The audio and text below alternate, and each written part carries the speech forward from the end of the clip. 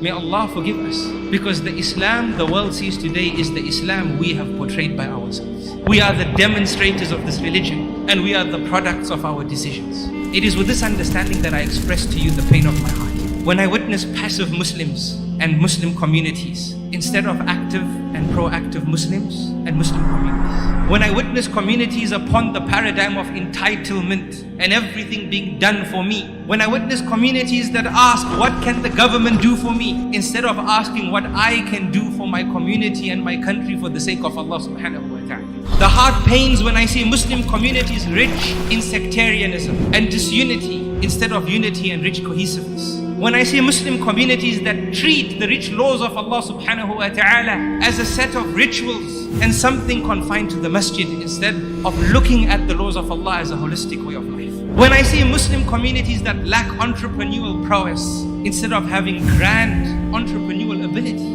Wallahi, the heart pains, O servants of Allah, when I see Muslims rich with the culture of television instead of the culture of having a vision.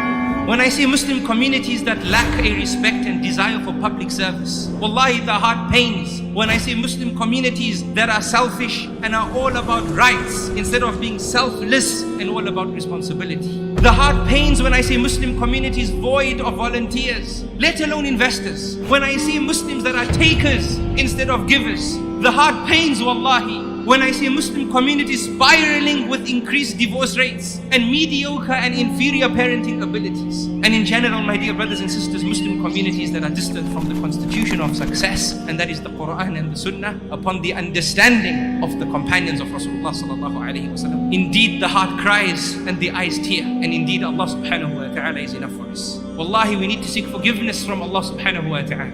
We are living a result of our choices and decisions.